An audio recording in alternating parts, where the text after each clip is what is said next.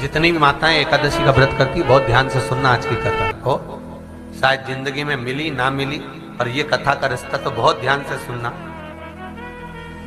स्कंद पुराण यहां तक कहती है कि इस कथा के चरित्र को जो श्रवण कर लेता है उसको 26 एकादशी करना भी नहीं पड़ती। इस एकादशी की केवल ये कथा सुनकर ही वो तर जाता है। बहुत ध्यान से सुनना इसको, कथा को। एकादशी के दिन जब आप जल शंकर को चढ़ाने तो रोज ही जाते हैं। जब एकादशी का दिन रहे और शंकर जी के मंदिर में आप जल समर्पित करें तो 3 बार मुख से स्वधा स्वधा स्वधा या स्वधा स्तोत्र का पाठ, जिसमें 12 श्लोक 2-4 हैं। पैसा तो आ रहा है पर घर में टिक नहीं रहा। डॉक्टर में, पुलिस में, एक्सीडेंट आदि में, कहीं गलत जगह पर व्यसन में अगर पैसा जा रहा है, जुए में, मांसाहार, मदिरा पान, या कहीं आया पैसा आने में कमी नहीं, आ रहा है पर टिक नहीं रहा, रुक नहीं रहा।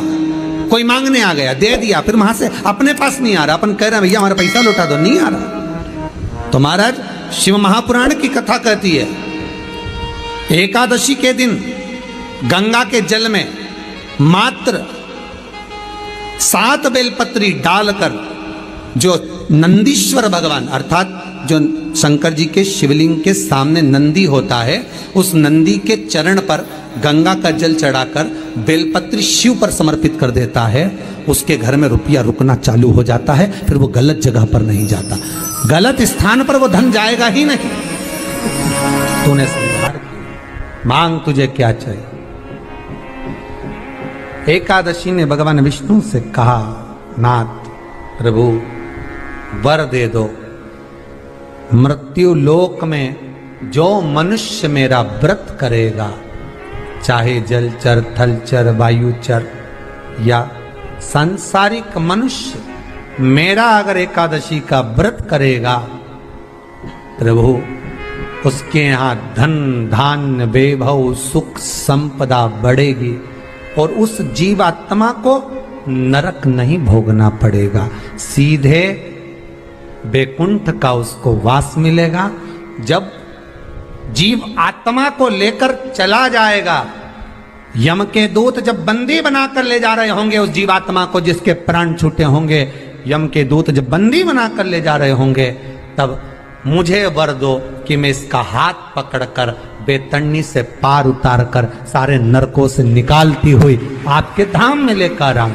भगवान ने वर दे दिया, तथास्तु। हे एकादशी सुनो, मृत्यु लोक का मनुष्य अन्न का त्याग कर कर, क्योंकि अन्न में एकादशी के दिन पाप पुरुष रहता है, अन्न का त्याग कर कर एकादशी के दिन जो मनुष्य तुम्हारा व्रत धारण करेगा, उस व्रत को करेगा और उस व्रत को धारण करेगा, उसकी मनोकामना पूर्ण होकर वो मेरे ही धाम को जाएगा।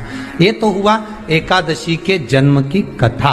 एकादशी के दिन गंगा के जल में मात्र 7 बेलपत्री डालकर जो नंदीश्वर भगवान अर्थात जो शंकर जी के शिवलिंग के सामने नंदी होता है, उस नंदी के चरण पर गंगा का जल चढ़ाकर बेलपत्री शिव पर समर्पित कर देता है, उसके घर में रुपया रुकना चालू हो जाता है। फिर वो गलत जगह पर नहीं जाता, गलत स्थान पर वो धन जाएगा ही नहीं।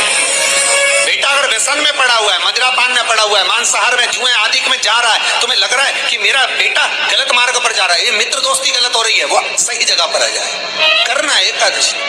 कई लोग इसको धन के लिए भी करते हैं, संपदा के लिए। संपदा के लिए अर्थात जिसका व्यापार नहीं चलता, जिसके घर में पैसा नहीं आता, या नौकरी नहीं लग रही, या सर्विस नहीं लग रही, आप अप्लाई कर रहे हो, जगह जगह जाकर इंटरव्यू भी दे रहे हो और पैसा नहीं आता, तो उसके लिए भी प्रयास किया जाता है। पर उसके लिए यहाँ पर जो धन के लिए करते हैं, उसके लिए विष्णुपदी के लिए करते हैं। मतलब जैसे गंगा के जल में तुलसी के 11 पत्ते डाले जाते हैं और उसको किसी भी नारायण के मंदिर में, राम कृष्ण शिव, शंकर नहीं, राम कृष्ण भगवान विष्णु, दत्त आदि जितने नारायण के मंदिर हैं, उस मंदिर में किसी भी पात्र में, एक छोटे से पात्र में उसको भरकर रखी जाते हैं महाराज। उससे भी जॉब, सर्विस, नौकरी में सफलता प्राप्त हो जाती है। परंतु वो भी एकादशी को ही होता है। कुछ देर तक पात्र को रखा जाता है, फिर वही पात्र का जल किसी भी वृक्ष के नीचे डाल दिया जाता है, उससे भी नौकरी के लिए फायदा मिलता है। गंगा का जल कोई साधारण नहीं।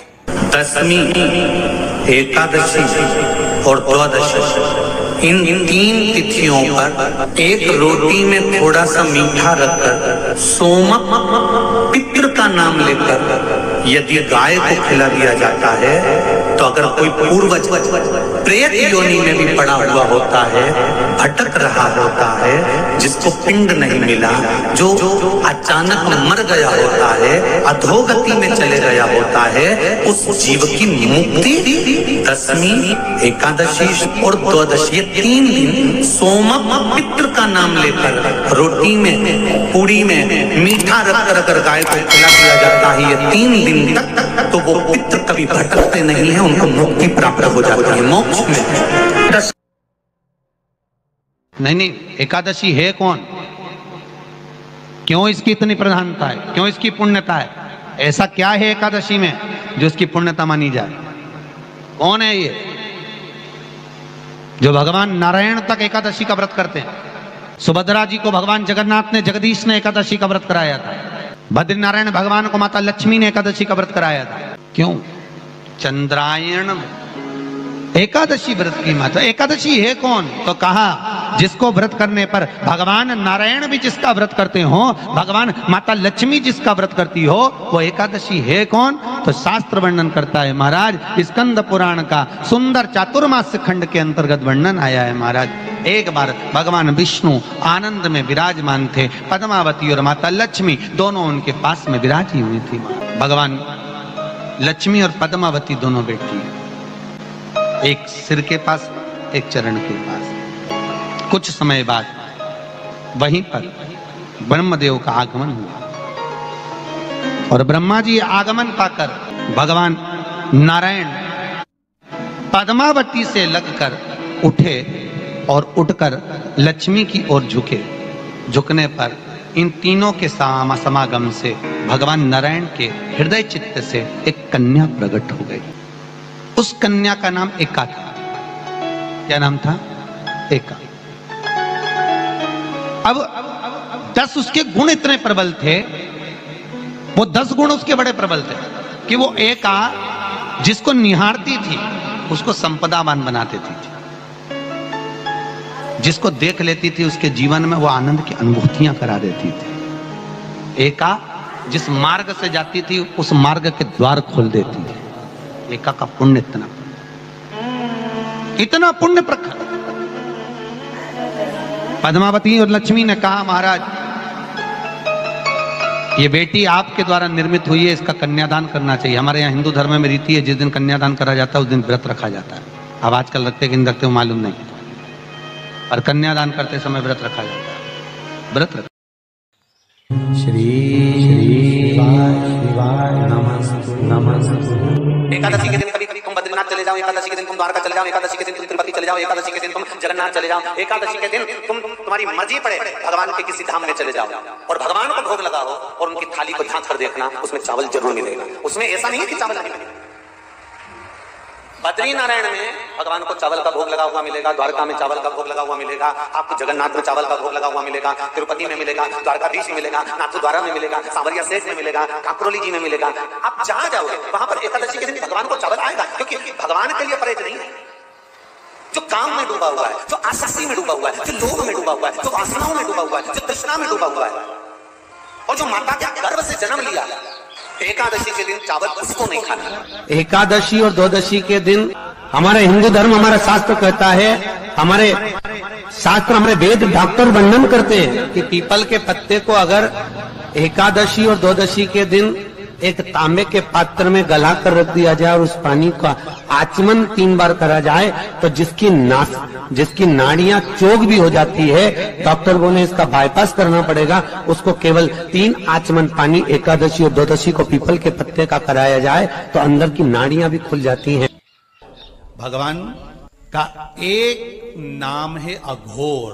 ब्रह्मा जी को दर्शन दिया, अघोर मतलब सिद्ध नाम। और बहुत ध्यान से सुनना भाई, बहुत प्रयास कर लिया आपने, कामना सिद्ध नहीं हो रही। 1 लोटा जल, एक जल का पात्र लीजिए, उस जल के पात्र को लेकर उसमें थोड़ा सा लाल चंदन डालकर बेलपत्री के वृक्ष के नीचे और देवादिदेव महादेव को चढ़ाना प्रारंभ कर दिया। उसके बाद में एक लोटा जल स्वच्छ फिर शिव जी को श्री शिवाय नमस्तुभ्यं हम बोलकर आपकी कामना कहकर भगवान शिव पर अघोरेश्वर महादेव का नाम लेकर आप चढ़ाना प्रारंभ करिए।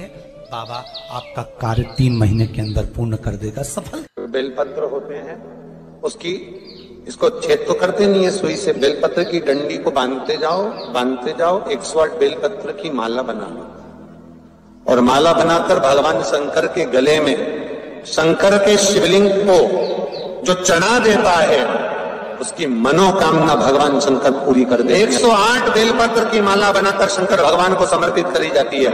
माता लक्ष्मी ने भगवान विष्णु को पाने के लिए तुलसी की माला बनाकर समर्पित करी थी, जैसे सती ने शिव को पाने के लिए, कामना को पूर्ण करने के लिए। शास्त्र कहता है घर के बुजुर्गों को, घर के बड़ों को, जेठ जेठानी हो, सास ससुर हो, घर में जो तुम्हारी उम्र से बड़ा हो, उसको आज पीला फूल या पीली चने की दाल या पीला वस्त्र, कुछ भी पीली सामग्री आज घर के बड़ों को देना चाहिए। क्यों देना चाहिए? तो शिव महापुराण की कथा कहती है कि जो शुक्ल पक्षी की एकादशी के दिन पीली वस्तु का दान दे देता है, घर के किसी ब्राह्मण को देने नहीं जाना, किसी मंदिर में देने नहीं जाना, आपके ही घर में, आपके ही घर के बड़ों को कोई भी पीली चीज का दान कर सकते। फूल हो, मिठाई हो, कोई अनाज हो, कोई वस्त्र हो, पीली वस्तु का दान दे।